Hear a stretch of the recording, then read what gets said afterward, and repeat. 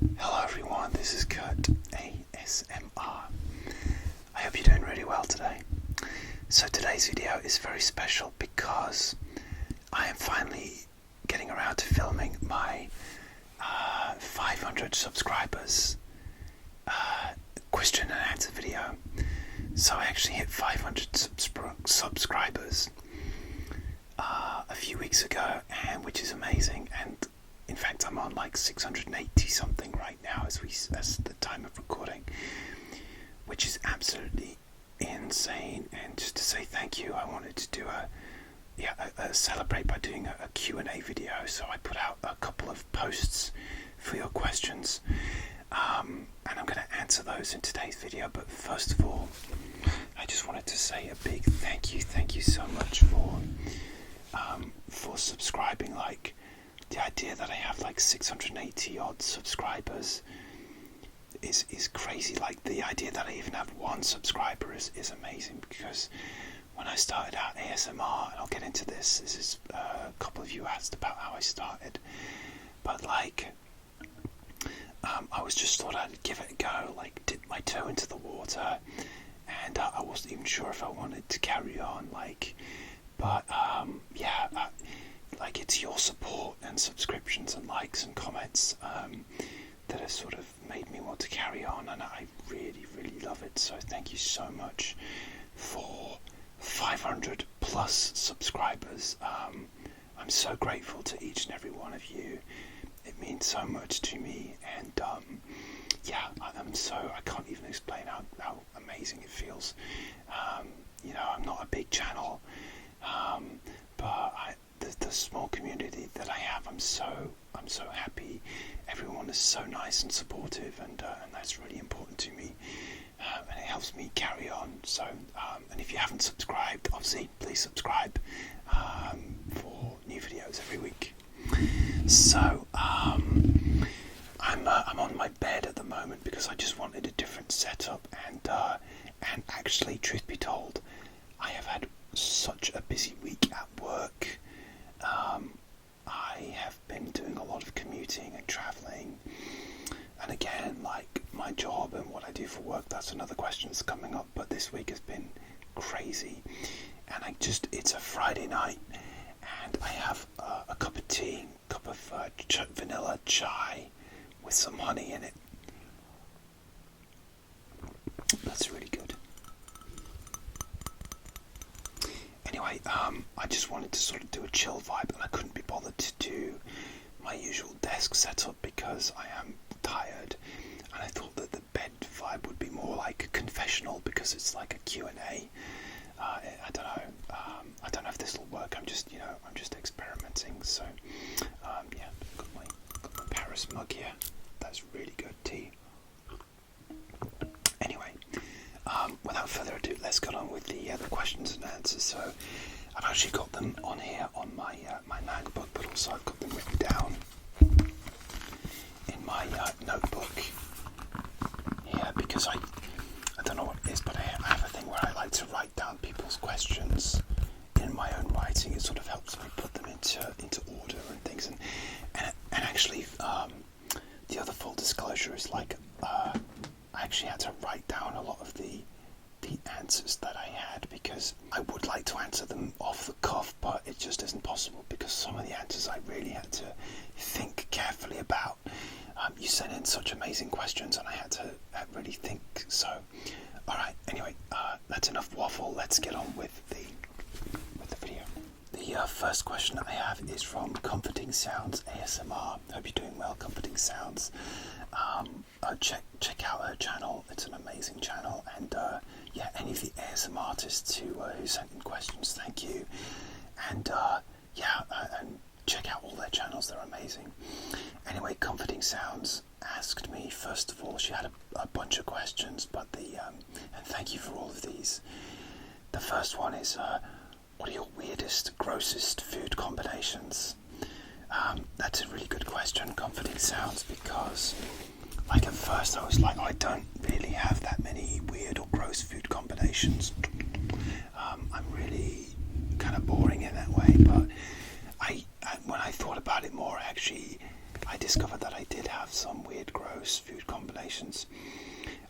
I'll give you two. Okay, so one of them is like if I'm eating a soup, like a soup, any kind of soup, but I'm also like really hungry. Sometimes what I'll do is I'll make a soup and a sandwich as well, and then I usually end up like too full, but at the time it seems like a good idea. Anyway, so I'll have a soup and a sandwich, and it doesn't matter what type of soup it is or what type of sandwich it is, that sandwich is getting dipped into that soup, no matter what it is. So it might be like chicken soup, and I might have like a ham and mustard sandwich or something, and that ham and mustard sandwich is going right into the chicken soup. Or it might be like a sort of like a lentil dal soup, you know, or something like a curry, like an Indian curry style soup. Again, if I have a sandwich on the side of that, that is getting dipped right into the soup, and I'm taking a big juicy bite out of that sandwich that's like covered in soup, and the sandwich might have like mustard or like a barbecue sauce, or you know, chutney or something in that. But I love it. It's delicious. And the other one, and this might even be the worst one, is I like to put ketchup on my pizza. I don't know that. I know it sounds weird because it's already got tomato sauce on it, but I love it. Just gives it a little bit of a zing. But like the thing is, like, I made a massive mistake because I did that. I got a pizza in Rome. I was like in this place outside the Colosseum in Rome, and you just do not do that in Rome because they take their food very seriously in Italy. And but they had ketchup on the table, and I got a pizza and I dolloped ketchup on the table, and these two women were looking at me going, "What is he doing?" And it did not go down very well. But like, I think there's like a double standard here, because like if you get a pizza from Domino's, they give you the little like garlic butter dips and like other flavored dips for you to like dip the end of your pizza in there or whatever. So why is it acceptable to have your dip in a little pot that you dip the edge into, but it's not acceptable to squeeze whatever sauce you fancy onto a pizza just to add to the flavour, especially if it's just like a plain one, like a margarita. You just want to zing it up a bit. So I put ketchup on pizza as well. And I'll just give you a third one as well. And it wasn't actually that weird, but one time, like during it was like kind of during the pandemic, and I bought like a Wall's Viennetta, which is like an ice cream. It was like really popular in the 80s and 90s, and then it disappeared, and then it sort of came back again. But I think I'd baked a couple of cookies as well at home, and I wondered what it would be like to make like a Viennetta and cookie sandwich, like basically like an ice cream sandwich. But so I tried that, and it just tasted like cookies in a Viennetta sandwich. It was nice, but it wasn't like mind-blowing. I don't know why. I don't know. It was exactly what I expected it would be, but no more. So those are my weird food combinations. I've got my hat on today. I don't know why. It's a little bit chilly tonight, so and my sunglasses as well. Because I'm tired, and the ring light that I have here is quite bright, so I think the sunglasses are just helping me chill. Okay, second question from Comforting Sounds. Have I had any paranormal experiences?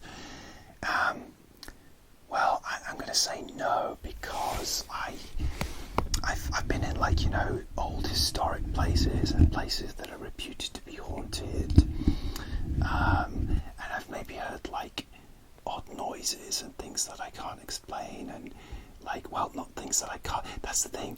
I've heard odd noises where you think, oh, is that a ghost? But then it's it could also be explained by other factors, it could be just a creaky floorboard or an animal or something. I'm not skeptical. I'm quite open to there being ghosts and things, but I personally would not like to have a non-scary one, like like Obi-Wan Kenobi and Yoda appearing as ghosts gently to me. Yeah, but I would not like. I would not like to actually see a ghost. I think that, yeah, I'm a scaredy cat. Yeah, so I've been in some creepy places and heard creepy noises. I couldn't tell you for sure if they were ghosts or not, and to be quite honest, I'm glad that I couldn't tell you if they were ghosts or not. So yeah, the answer is no. I haven't had any paranormal experiences. Okay, next. Am I an introvert or an extrovert, and why? This is again from Comforting Sounds. You are killing it with these questions. This is an amazing question. I'm going to cheat here, Comforting Sounds. I'm going to say that I am both. I am both an introvert and an extrovert, but I am, as I've gotten older, I'd say I'm more of an introvert. Like I'd say when I was younger, I was actually more of an extrovert. Like I did a lot of like drama and acting and stuff like that, and I wanted to be an actor, and but as time wore on and like I sort of developed my interests, I literally went to university and I did a course that sort of split between like performing and doing filming, like editing and the backstage stuff. And when I got to university, I actually started to gravitate towards being behind the scenes. And I think I'm more of an introvert because I don't know, it's like I'm quite nerdy. I like my Star Wars, and some of my happiest memories from my youth, I mean, this might be quite sad, but some of my happiest memories from my youth are just like sitting and reading in the garden with the sun, like the sun going down, and just chilling and reading, and just that's what made me happy. And like being out and the pub and stuff, it never really made me happy. So maybe I always was an introvert, but I had sort of extrovert tendencies, like when I was out, like when I was younger, and I would deal with people. But I'm much more quieter now, and I'm almost definitely an introvert. Yeah, and I'm happy to be that way as well. So I'm definitely more of an introvert. So yeah, I prefer to like chill on my own and like work out on my own. I haven't joined a gym for many years now, but I love working out at home. Yeah, so introvert. I suppose the other thing is, like, I was trying to avoid it, but like when I was younger as well, some of those like when I was performing and stuff and acting, some of those types of people, like their energy, it was a bit too much for me to cope with, and maybe that's something with me, and because it's not somebody else's job to sort of repress themselves because of me, but some of those energies, I found that they were a bit much for me to cope with, let's say. And obviously, like in life, you meet people who are just like obnoxious and rude, but yeah, I gravitated towards more like nerdy people, and ultimately I ended up being an introvert. So yeah, started out extrovert and ended up as an introvert. Okay, so the fourth question from Comforting Sounds is, I'm sorry, I'm reading this from my Mac. I am curious about your job, as you mentioned photography a lot. Okay, so my job, so currently my job is basically I work for a higher education institution, which is what you'd call a university or a college in the UK, and yeah, that's all I'll say. I actually really enjoy my job, and I work with great people. But yeah, I do, obviously, like as you may or may not know, I do photography. So I started doing photography like, nearly about 7 years ago now. And I started doing like portraits, and with a view to like being full time, but it just became too difficult to do full time. And so yeah, I would get the odd job, doing portraits for somebody for a couple of £100, but it just wasn't enough for me to sustain myself, and it still isn't. And then there was the pandemic, obviously, but I still do the odd paid photography job for like actors, for models, for musicians, like a lot of my friends are musicians who need like the headshots updating, so I will do that. But I don't make enough from photography to go full time, but I would love to go full time with my photography. The other thing is that actually within my job, that kind of my day job, they've actually know that I do photography, and they've actually got me to work on a couple of like marketing campaigns for them within my job. So they've let me sort of bring my photography into my day job, which is amazing. Because actually there was a big gap where I just like lost my confidence and didn't do any photo shoots, and didn't reach out to anyone to set up any shoots. I just lost my confidence, and it's only recently actually that my job asked me to do a photo campaign a few months ago, and then actually just last month I finally plucked up the sort of confidence to reach out to a model so I could get some more like portfolio headshots, portraits onto my portfolio, because I hadn't done anything like that in ages, and I really needed to like dip my toe back into the water. So I did that, and it was great. I still don't feel like 100% confident after a big gap, but it's getting better now, so I'm getting back into it. So yeah, but I love photography, and like I do portraits. I don't do like landscapes or animals, but yeah, I do like portraits, and I like doing like fashion and headshots, street shoots. Like if it's a shoot that I'm setting up myself, I just like to sort of have fun and do like different styles. Sometimes models will approach me and tell me what kind of style they want to do, which makes things easier because that means I don't have to think of an idea myself. And so I like it sometimes when people are like, "Oh, I'd like you to do this for me," and that's great. But yeah, I love it, and I love traveling. Like if I had endless money, I would travel all over the world and just like set up photo shoots with interesting people in different cities, and like learning the language and the cultures, like traveling and photographing people. That would be a dream come true.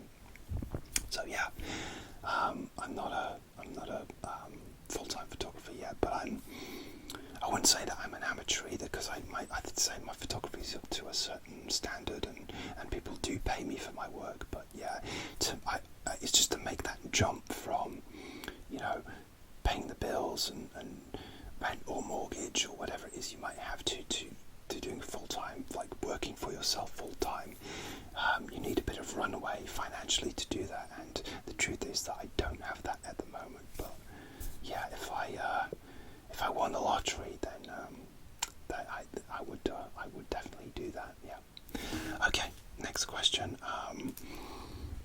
from Comforting Sounds. How did you meet your girlfriend in the States? Okay, so my girlfriend lives in the United States, so we are in a long-distance relationship, although we do visit each other quite regularly, and I saw her just a few weeks ago. She came and we had an amazing holiday in Ireland. So anyway, I don't want to get into the whole long-distance is hard thing. We all know it's hard, but we make it work. And anyway, basically we met online.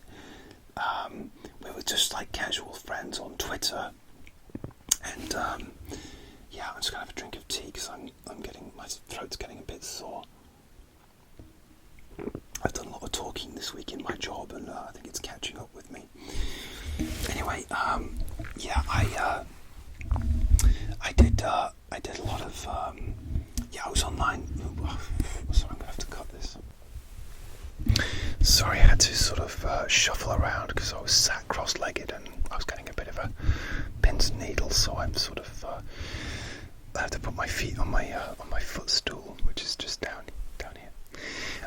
sorry, Comforting Sounds. You were asking how I met my girlfriend. So we met on Twitter. We were just like casual, follow each other on Twitter. We had a mutual friend who we followed on Twitter, who I met sort of through travel and stuff. Anyway, so I'd never met her in real life. Anyway, I just sent her a DMs because she would like all of my posts and stuff, and I sent her a DM saying like, thanks for liking my stuff, because it was like that little hit of dopamine that you get when somebody likes your things on social media. Anyway, I guess we just started talking on DM from there, but also I guess like I don't know, I want to say the straw that broke the camel's back, but that doesn't sound right. But yeah, she sent me a voicemail via Google, like via Gmail, like a Gmail voicemail, and just said like, oh, I don't normally do this, but you seem like really nice to talk to, and anyway, I thought, who is this crazy person who's sending me a voicemail via Gmail? And I sent her just a very like polite, cordial one back saying like, thank you for your Gmail voicemail, and hope you're well. It was very cordial and very, because I just like, I kind of wasn't in the mood for a relationship, and like I'd just come off like some really just bad experiences and falling for the wrong people, and just I was basically not very good at relationships, and I hadn't had any luck, and I was just I was ready to sort of isolate myself. Pandemic or not, I would have been happy to introvert myself for good, in terms of like meeting anyone. But anyway, we just got talking, and and it was just sort of and then we progressed to sort of talking on video chat, audio, and then video chat, and we just got on. It was just really easy to talk to, and and that's how it started. And I managed to get out to meet her for the first time. I guess it was just under a year since we met that I managed to get out to see her. Like, I was going to go earlier, and then I got sick, so I had to delay my flight, and that was a nightmare. So, but only by a couple of months, really. So, but yeah, I did get out there, and we had a really great time in there doing like touristy things, in Nashville, and it was very hot. The heat, it was summer, and it's very humid out there. It's kind of like Florida, if you don't know, but the humidity really got me. But yeah, we had an amazing time, like sampling the food, and obviously like like knowing someone online and meeting them in real life is different. But we got on really well, obviously, in real life, we met each other in real life whenever we could. So yeah, we've seen each other at least like twice a year, and yeah, it's obviously like we like to get to the position where we're not long distance, but again, that's it's money, it's visas, it's it's a whole thing, but yeah, we're talking about things anyway, definitely. So yeah, that's how we met online, on Twitter, and via Gmail voicemail of all places. Yeah. So actually, our main form of communication is still like Twitter DMs, but then we hop across the social media to talk to each other. So it's we do like FaceTime for video, and we do like Messenger for audio. It depends like what time. It depends on a lot of things, like what time of day it is and all that kind of stuff. Anyway, that's how we met. Okay. All right. I think that's everything from Comforting Sounds. And she says congrats on 500k. Thank you so much, Comforting Sounds. That really means a lot to me. Thank you so much. All right. Thank you. All right. Next, we've got a question from Aisha Malik. Aisha, hi Aisha, who's always a really great supporter of my channel, and always is so kind with all her comments, and yeah, thanks, Aisha. I really appreciate your support. And Aisha asks, what motivated you for ASMR, as many people still think ASMR is taboo, sexual noises, etc. Tell us about your journey, and did you face any sort of criticism regarding your content? Yeah, that's a great question. So, I suppose I was motivated to do ASMR because I was like, I'm a creative person, and I'd been consuming ASMR for many years. Like, I think I sort of got into ASMR maybe about 7 or 8 years ago, and I'll tell you the story of how I first heard of ASMR. I think was because I was listening to one of my favourite podcasts, Alison Rosen Is Your New Best Friend, and on there was a comedian called Nikki Glazer, who's an amazing American comedian. She's incredible, really funny.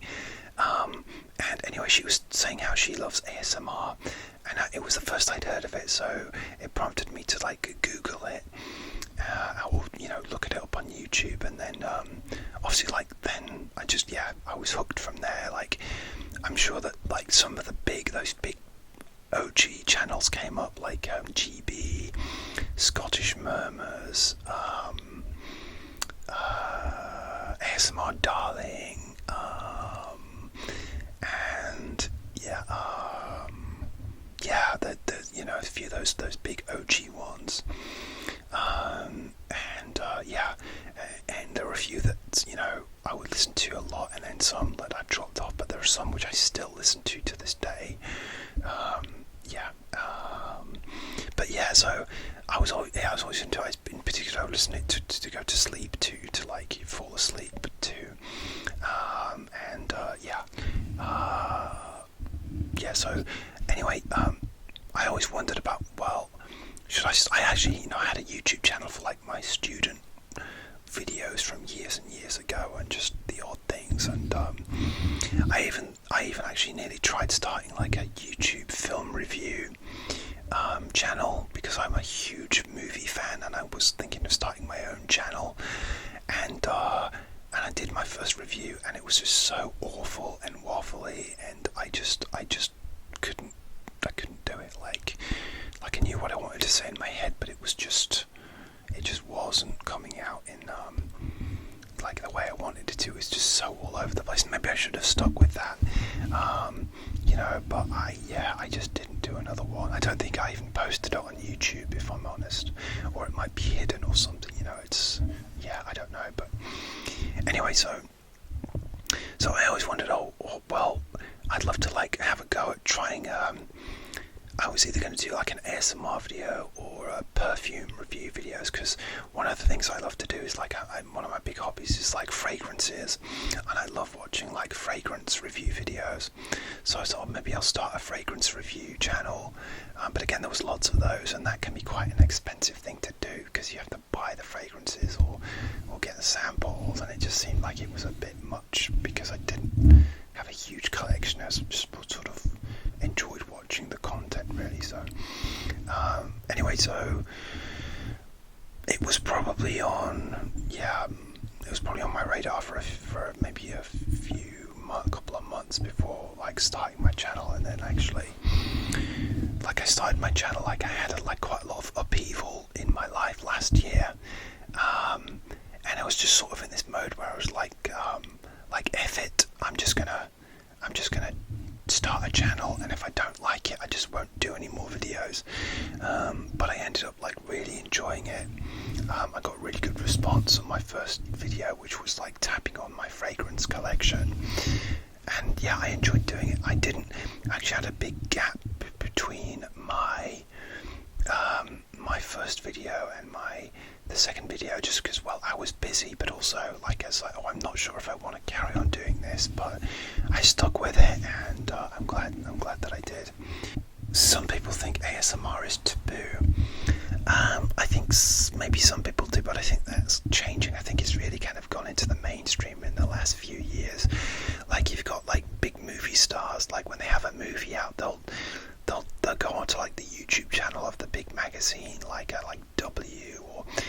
I've seen people like Florence Pugh and Aubrey Plaza doing it like ASMRs and stuff, and it's like, you know, it might be really good, but yeah, it seems like it's become like actually quite a mainstream thing quite now. I think for the most part, the people that aren't into ASMR, they don't think it's sex noises, but they just don't know what it is. I can never remember the technical, because it's like, is it auto meridian sensory response or something like that? I don't even know. But tingles to you and me. Most of my friend, I was trying to explain, like when I first started my channel, I was trying to explain to my best friend that I started an ASMR channel, and she said, "What's ASMR?" So a lot of people are just like don't know what it is, and they're curious really, as opposed to thinking it's something weird or sexual. But I'm sure there are people out there who think it's weird. But I mean, I think it is coming into the mainstream now. But then there's always going to be people who just don't like it, and that's fine. Everyone's into different things. So so that was my journey really. So I thought about doing it, had a go, and here we are. Thank you for your question, Aisha. Okay. I'm sorry, Aisha. You also asked, did I have any sort of criticism regarding my content? Yes, I did. So I'm just gonna have another drink of tea before I take on the critics. Okay. Yes, I did. I don't know how much to go into it, because essentially to me there were troll comments on my early videos, and I don't know how much I don't want to give them too much airtime, but maybe we should just shine a light on them. Let's just shine a Lumos Harry Potter wand on those, and they can be Expelliarmused away from my channel. They're blocked anyway, so I haven't had that many, so everyone's been really nice. So proportionately, statistically, the amount of troll comments I've had has been minimal. But one person said basically accused me of plagiarizing someone else's video, and they literally said to me why don't you wear the same shirt that this other ASMR artist wears? And at first I didn't understand what they were saying. I literally responded to them going, "Oh, I'm sorry, I don't actually have that type of shirt." And I was thinking, oh, do they want me to buy one? Do they want me to actually go and buy this shirt? Is that? And it's no, they were literally saying why don't you just go full on and just dress like this other ASMR artist if if you're gonna and then the other thing they said to me, they time-stamped the bit where I said that I hadn't seen a particular television program, and they said I'm out because of that. I'm out, and it's okay, bye. But I just thought they were just being mean-spirited. I'm guessing they weren't in a good place, but in terms of imitating somebody, I would never imitate somebody, because I've got my own style. I'm just me. But in terms of triggers, no trigger is original. Nothing I've done is original. Scratching, tapping, mouth sounds, hand movements, it's all been done, and I do the kind of triggers that I enjoy watching, and often they are not popular at all. For example, I love outdoor ASMR. I love people walking in nature, tapping on trees and splashing their hands in ponds and puddles, and I've done a couple of those, and they've not been popular at all, but I personally really enjoy those, so I wanted to have a go at doing them myself.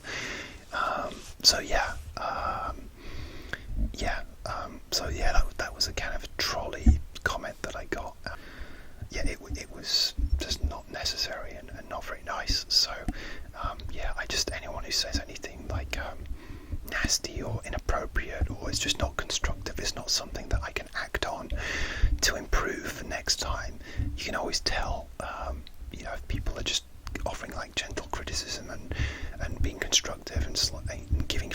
so that I can improve, because I always do welcome feedback. So so anyway, to finish on a nice note, I've had minimal criticisms, like only when I first started, and since then, like, everyone's been so nice. Like, I'm so grateful that I have such a kind community of people, and long may it continue. Okay, thanks, Aisha. Next question. Okay, so this is from ASMR Connection, and she says, congrats on 500. Thank you, it's a huge milestone. Thank you. I would like to know what inspired you to start your ASMR channel, and then how long did it take for you to act on your vision by making your first video? Okay, I've kind of answered this question, but I'll just to sort of answer it again. ASMR Connection, I think that it was like a few months. It was sort of, maybe the idea was stewing in my mind for a few months, and then I finally just decided to just pull the trigger and do it when I was free one weekend, not knowing if I'd ever want to continue. And again, like I said, I had a big, long, so it was something like 6 weeks, maybe even longer, between like my first video and my second video, but I just picked it up. It's like just sort of carried on with it, and just kind of tried to end up just, doing what I loved, and I'm still here. So thank you, ASMR Connection, for your question. Okay, right, next set of questions. I think I have to go to another post here, so I think I'm gonna cut here. Okay, so I had to cut there because I'm onto the second post I did, calling out for questions. Okay, next question from Yodi ASMR 7410. Thanks for your question. Hope you're doing well. Any hobbies? That's a really good question. I don't know if it's really hard, because I don't know if I could call like my ASMR channel as a hobby, because I don't make a living from it. Making ASMR videos, maybe watching ASMR videos, but I don't know if like consuming like YouTube and TV and movies is a hobby. But like one of my, I guess like I have a lot of interests, so like I'm interested in, for example, you may not know that I'm interested in like aviation. Like I like watching like aviation live streams of just like planes landing, and I just kind of like I like sort of, I don't know, there's something comforting about it, because like say that like the safety in aviation has to be so strict that it should be boring. Like you shouldn't really, like, I obviously get the odd ones where there are storms and things, and those videos are quite fun to watch, but really you're watching something that is boring, and it should be boring. But these big planes landing and stuff, it's amazing how they do it, but it's also just very comforting to watch, I think. I don't know, anyway, I love like aviation. I've always loved planes since I was a kid, and so that's an interest of mine, like aviation and flying and plane spotting, I guess. But there are some cool places in the UK where you can go and watch planes land, and it's like a whole experience. But it's cool. So what else? Excuse me, fragrances. I was like fragrances. I love like obviously again, I love watching fragrance reviews on YouTube, and I like collecting fragrances, but I'm not going to be collecting that many this year because I'm saving up for more important things. But I have a very nice collection at the moment. But I think for me it's a great hobby, because there's an interesting community of YouTubers out there who review fragrances, and I love those channels. But also, like, I think it is a great hobby because, like, it's almost like being into like perfume and fragrance, almost like whiskey tasting, or people are into wine tasting, because what you're getting is like different notes as well. You get like if it's a well done perfume, you'll get like top notes, middle notes, and base notes, and sometimes like the amount of crazy combinations they can come up with, the perfumers can come up with, like these guys in Paris and Italy and all over the world, who all is create these perfumes, but sometimes it'll be like to recreate a certain type of smell, like roses, or even I had one that smelled like breakfast pancakes once, and it did literally smell like breakfast pancakes. Bond Number 9, New Harlem. It's like an expensive, what do you call, like a niche perfume. I actually sold it because it actually made me a bit too sick. Like, I love pancakes, but I don't want to smell like it all day, and it kind of made me nauseous after a while. But those perfumers, they got that smell down. They managed to do it. And there are some where they've recreated like bodily secretions, just for the hell of it, and coffee, or chocolate, caramel. I've got a couple that have a sort of chocolate, cacao, caramel vibe. Different florals, obviously, like rose, jasmine, lavender, and like fruits, and it's amazing how they recreate those smells. Citrus would, like, for example, burns your skin if you use it in a real perfume. So they have to use I think it's something like lime. Lime will burn your skin. So if you're wanting like a fresh citrusy lime smell, you have to do a synthetic version of that to recreate the smell. It's amazing how they do that. So perfume's an interest, and just like keeping fit in the movies as well. I love movies, but I like movies like from all over the world, from all periods of time, and I love, like, I have a big Twitter community of movie fans. I've made loads of friends actually through that community, and I used to love like going to the movies like crazy amount of time, but again, just like I got other priorities in life. But if I ever got into the position where I was just like able to, I know people like who are just absolute diehard movie fans, and they go to the cinema nigh on every night, and sometimes they'll like have a whole cinema day. They might have one of those unlimited card passes where you get into the movies, unlimited as many times as you want for like a monthly fee, and they'll literally like do like 4 or 5 movies in a day if they can squeeze it in, or like movie marathons and things. So I'm actually going to see a cult movie on Sunday with my friend. We're going to go see The Room, which is one of the worst films ever made, but it's hilarious. So we're going to a special 20th anniversary screening of The Room. If you haven't seen The Room, check it out. It's amazing. Just see the trailer. So movies, aviation, perfume, keeping fit. Just, I don't know if it's an interest, but I do like quite watching like fitness advice videos, and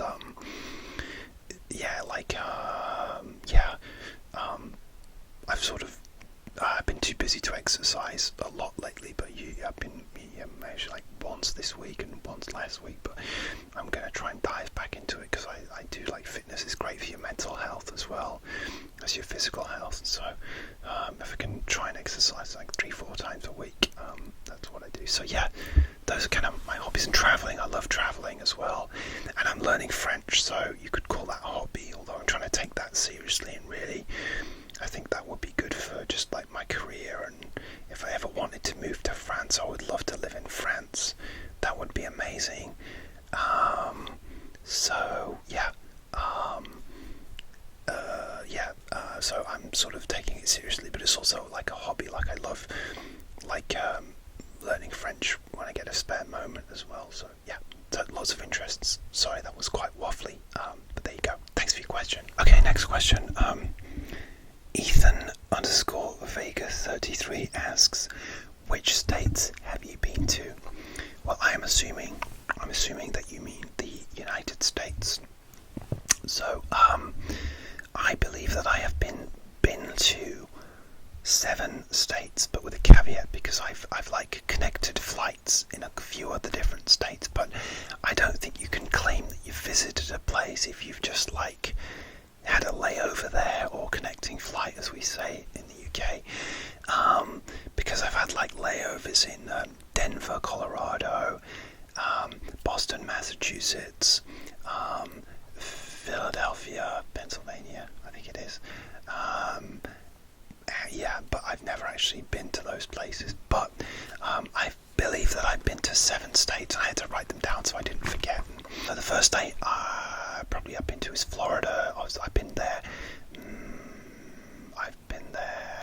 Well, technically I've been there 3 times, but I've been there on family holidays to like Disney World, obviously. So, and actually, the first time we went to Florida, I was 2 years old, so I have no memory of it. But apparently, I was stung by a jellyfish, and I was in a lot of pain and screaming, and I was not happy about being stung by a jellyfish, as I'm sure no 2-year-old would be. So. I avoid jellyfish nowadays, but yeah, I've been to Florida. I've also been to California. We went on to Disneyland and like Universal Studios and all that kind of stuff. And also I've been to Hawaii. So my sister used to live in New Zealand, and we were on our way to visit her, so we kind of went to California and Hawaii. So that was 2 states ticked off. And then I actually lived in Washington State. So I lived in Seattle for a while. It's a long story. I was going to go to college there. Decided against it. It was too prohibitive cost-wise.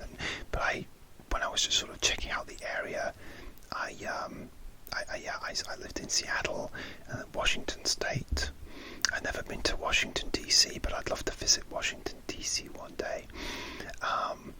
And also Texas, because I'm a Houston Texans fan, and yeah, I've never been to Texas.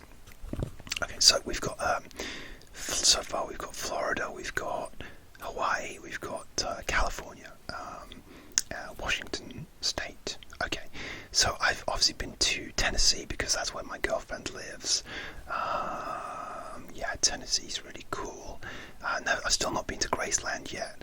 I've been to Alabama because my girlfriend's family is from Alabama, so I've been down to Alabama, Roll Tide. And I've also very briefly been to Georgia because we went to this park called is it Red Rock? Rock City. It's like a big nature park with all these rocks, these ancient rocks that you walk through in caves and stuff. But it's just in Georgia. It's just over the border from Tennessee to Georgia, and so it's actually a different time zone. It's like Eastern time as opposed to Central time. So I've been just over the border into Georgia as well. So have I missed any? So no, I think that's it. Yeah, 7 states. So yeah, and obviously there are lots of other states, and I'd like to the other 43 I still need to visit. Like New York. I mean, New York is huge. I've still never been. I need to get on that. So that's that. Thanks for your question. Okay, next one. This is Gigi ASMR. Shout out to Gigi ASMR, who also has an amazing channel. She says favourite places to visit in Ireland, favourite food there. These questions sound like ideas for videos, lol. Yes, I was thinking of doing a separate video about my Ireland trip, because it was such a massive adventure. So just briefly, a friend of mine got married in the UK last month, but also my girlfriend was coming over for the wedding, so we did a bit of the UK that she hadn't seen before we did the wedding, and then we went on to Ireland, and it was a huge trip. It was a lot, but we had an amazing time. Anyway, favourite places to visit? Well, you have to go to Dublin. If you're going to Ireland, more than likely you'll fly in there anyway. Dublin's an amazing city. They've got some amazing museums and obviously pubs and great crack, as they say.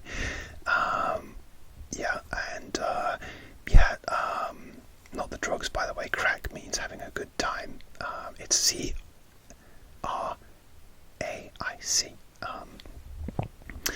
The pubs, the music.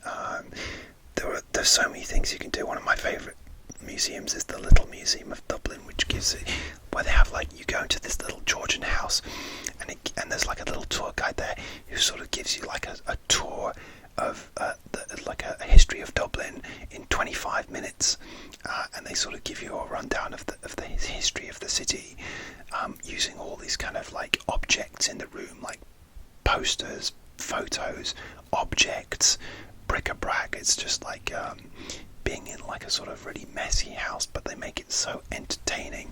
I've been there twice, and yeah, if I went again, I'd do it again, because I don't know, I just find it so fascinating. You know, I have Irish ancestry, and yeah, the Little Museum of Dublin.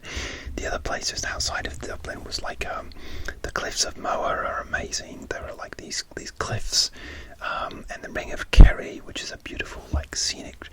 This is the bit on the west coast that kind of juts out, and we did a drive around the Ring of Kerry, and you're driving through these cliffs and the ocean, and it's amazing. And another place was Dingle, which is this seaside town, and like you've got the Dingle Peninsula, which is like this peninsula that sticks out. So the seaside town was amazing, but you drove around the peninsula, and again, amazing scenery, cliffs. We did a boat ride, and that leads me on to favourite things to eat. Like, I mean, the first thing that springs to mind is like, you've got to try Irish stew, but the seafood, especially if you're near the coast, you've got to try the seafood in Ireland, because generally it's amazing. It's fresh, it's straight out of the water. I'm sure I had like fish and chips when I was there, maybe 1 or 2 times, but like maybe my favourite meal, this is a bit cheeky, but my favourite meal was one of my girlfriend's meals, because she got scampi and chips in Dingle, and I tried a piece, and it was the most amazing like fish I'd ever tasted. And so like, yeah, I wish I got like a cheese toastie or something, which was still good, but this scampi was amazing, and I wish I'd got it as well. And also this same cafe did like an amazing apple pie with ice cream. It's not particularly Irish, but it was really good.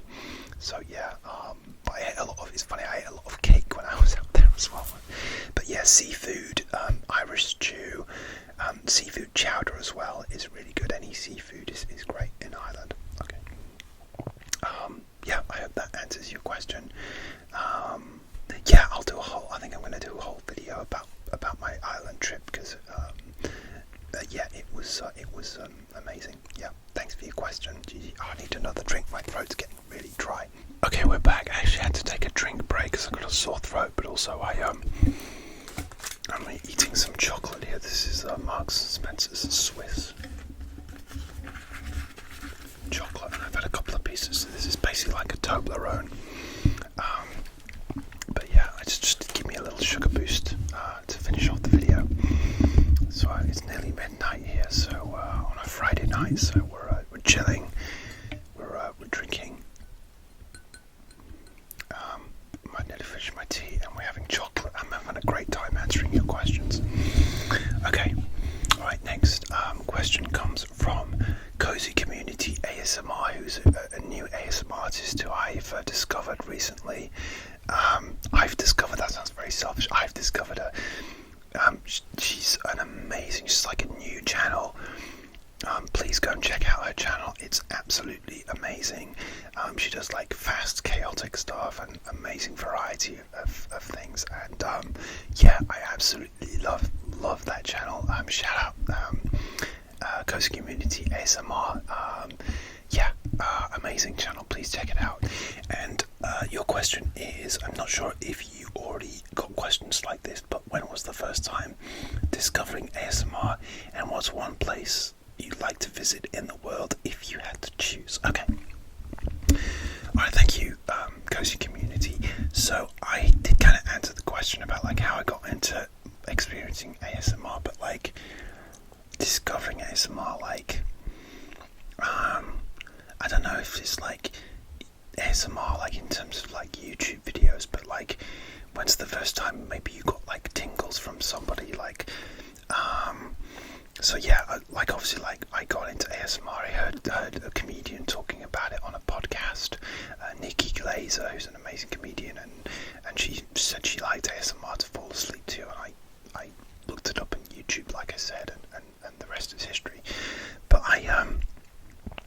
yeah, in terms of like getting ASMR, I suppose like I remember like even before then, like when sometimes I'd get ASMR if like I was at school and someone like kicked the back of my chair or something, or like someone would get sort of like close to you, and then maybe have almost like a sort of like an energy around them. Like, and I found this, like, I was working in an office once, and then there would be someone who would come up to me and like, and they would talk to me, and they would get sort of close, but and I almost felt like it's almost like a static electricity off them, but it was almost like I'd get tingles off them. And I don't know if it's like certain people have like a certain energy about them, but yeah, I was always getting tingles off them, and I was kind of like, it wasn't even like a romantic thing, it was just like they had this like energy around them, and when they get near me, they would sort of give me tingles, and yeah, I guess we all experienced like those ASMR tingles, maybe from an early age, and then, you know, on into an adulthood, but then we don't really give it a name. But yeah, I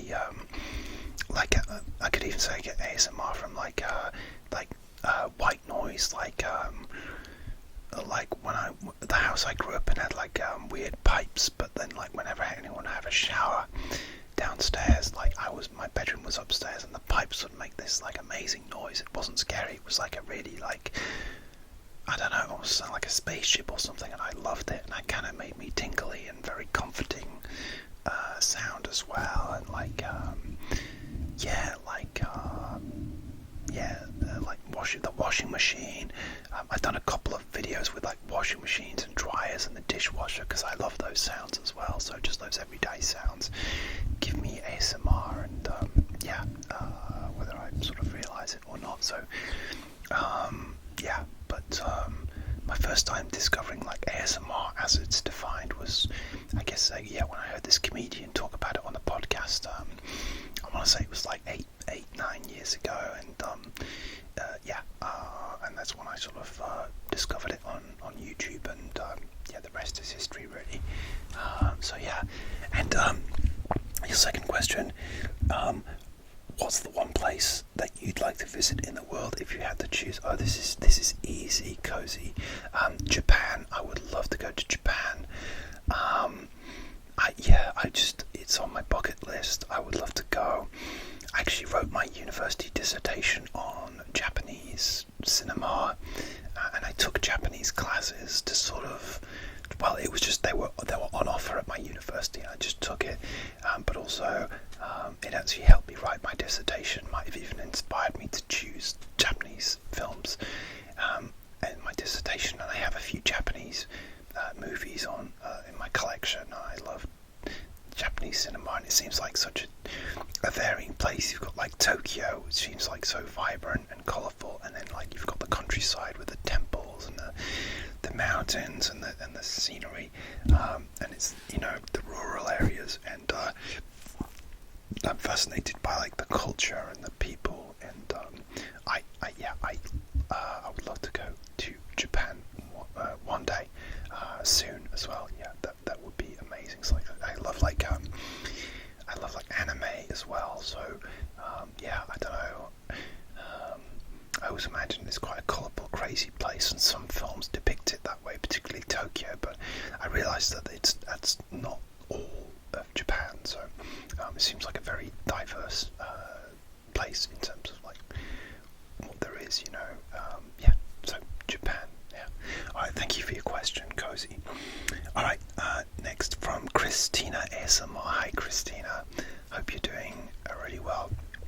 Okay. Favorite place you've ever visited? So this is a place that I've already visited. I'll give you a couple. So one of them is Lake Garda in Italy, in the north of Italy. So you've got like Lake Como, where all the movie stars like live, like George Clooney, but Lake Garda is maybe a bit more for a touristy place. Because I haven't been to Lake Como, I've only been to Lake Garda. Lake Garda is amazing. It's beautiful. I went on like a sort of holiday it was in sort of August, and we went on a coach trip into the mountains, and the leaves were the colours of the leaves in the mountains going up to the Dolomites were amazing. There are these beautiful towns dotted around, and the lake is the largest lake in Italy. And one end of the lake used to be part of the Austro-Hungarian Empire. Is that right? And so looks like a sort of Austrian town, and then the other side of the lake was part of Italy, so that's when it gets more, the buildings get more Italian, so you got these amazing different types of towns on one lake, and it's just beautiful scenery, and so serene and relaxing, and just I love it, absolutely love Lake Garda. And the other favourite place I visited is probably Strasbourg in France. I had a photo shoot there.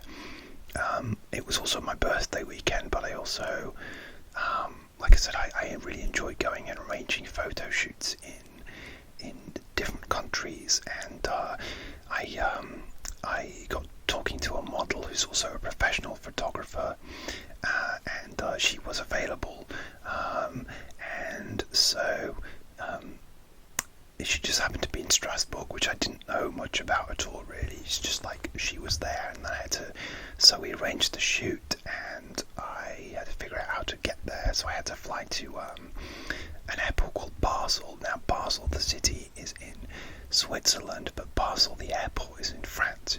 It's right near the border. So, and then I had to get the train to Strasbourg, which is in France. But Strasbourg is kind of near like the German-Swiss border, and so it's Alsace region of France, and it has this very sort of Germanic character. It has all these beautiful like half-timbered houses. It's got its own sort of cuisine, sort of different to the rest of France.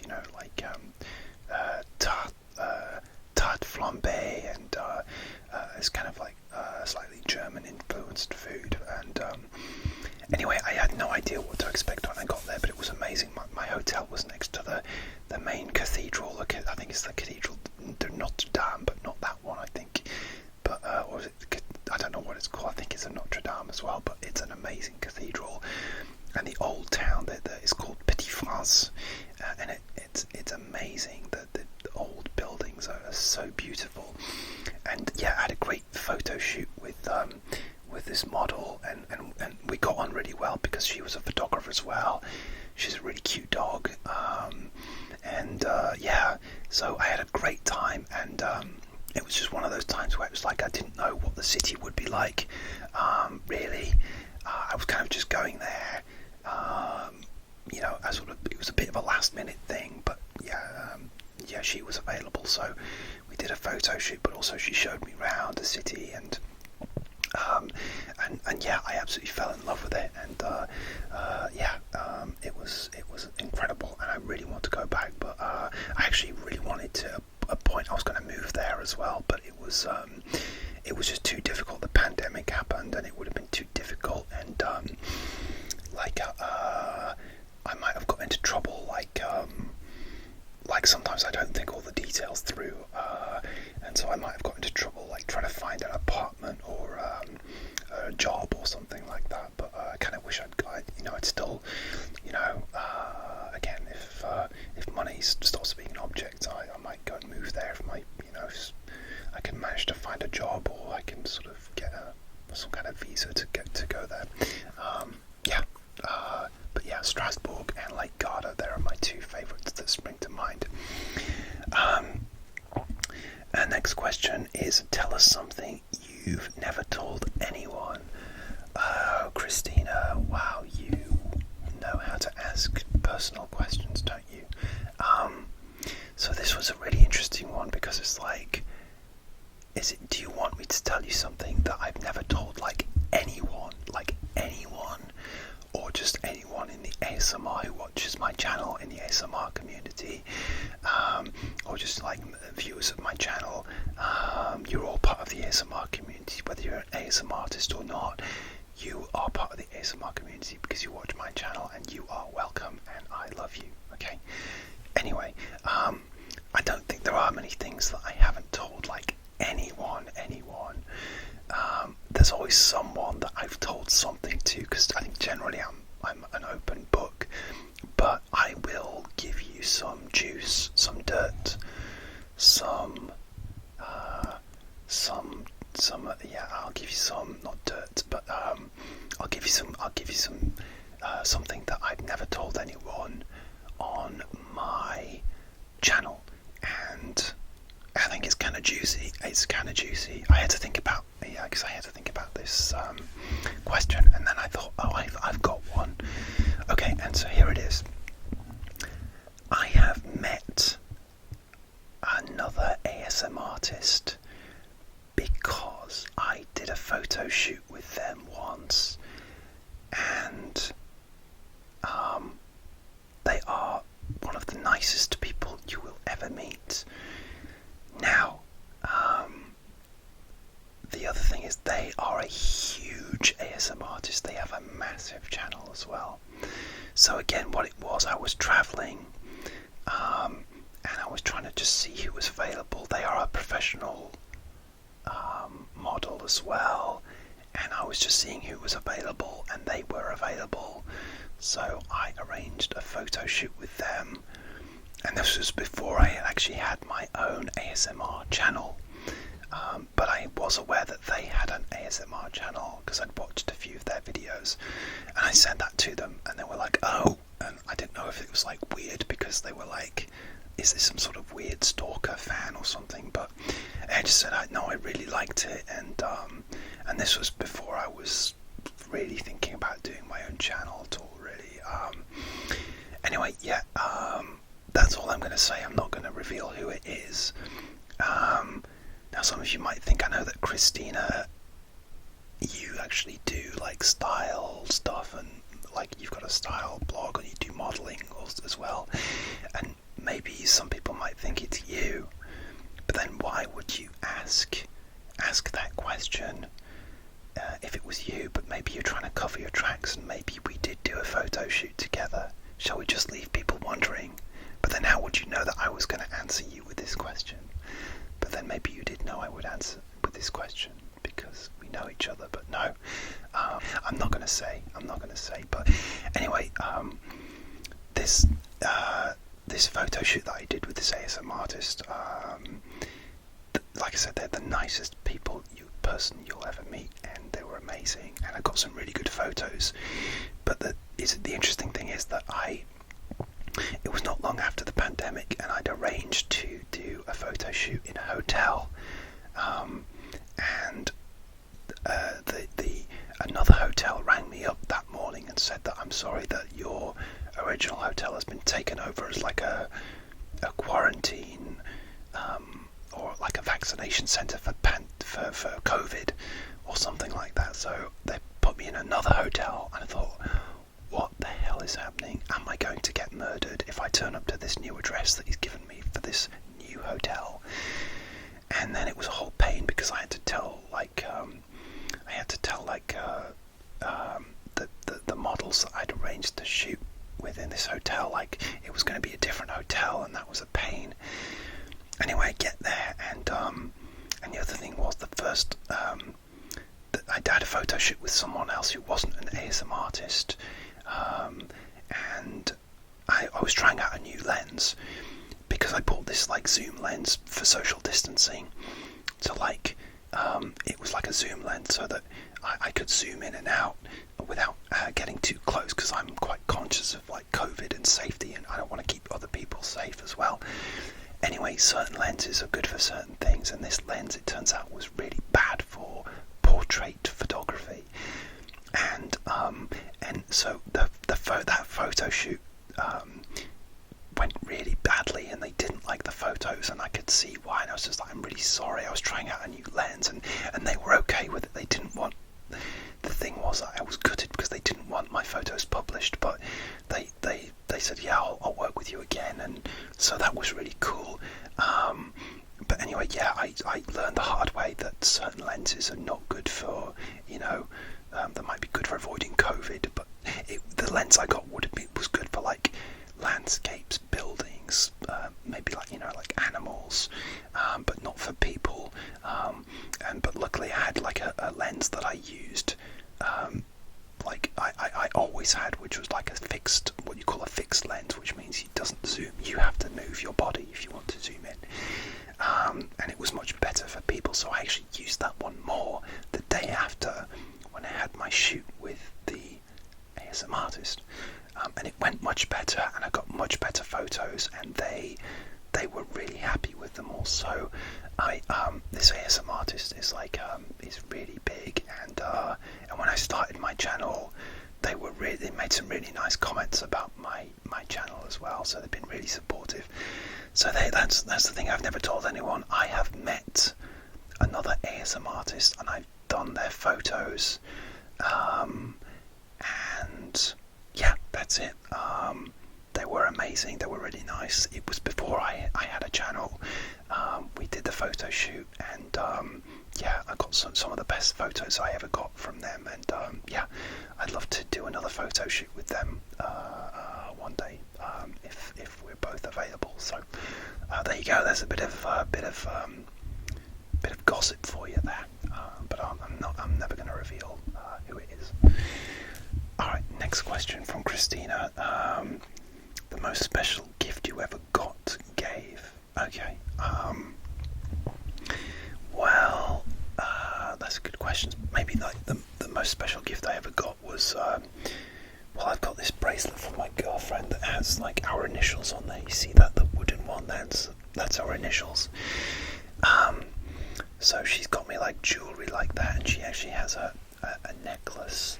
I'm wearing it right now. So this necklace she got me for either Christmas or a birthday, and it's going to be really hard to see. I can't lean in, but basically it says "Love knows no distance," and it has like a compass on it like that. So yeah, love knows no distance, and I love this because it just reminds me of her, and yeah, it's just a nice. I love to wear it. Like yeah, I had a necklace before, and it broke, and I lost it. It wasn't from her; it's just one that I bought myself. But yeah, it's not. I love having this necklace and this bracelet as well. It's like just reminds me of her. It's a nice little reminder of her. Even though we talk all the time, but it's nice to have like excuse me, I'm gonna burp. I'm so sorry. No, it's gone. It's so nice to have something physical. Actually, I got this green one in Ireland as well. The green and the silver I got in Ireland. I added a couple more bracelets to my collections. Yeah. And yeah, I've got some really nice things from her on like Valentine's Day as well. And yeah, that's all I'll say. But yeah, the nicest thing I ever gave, I think.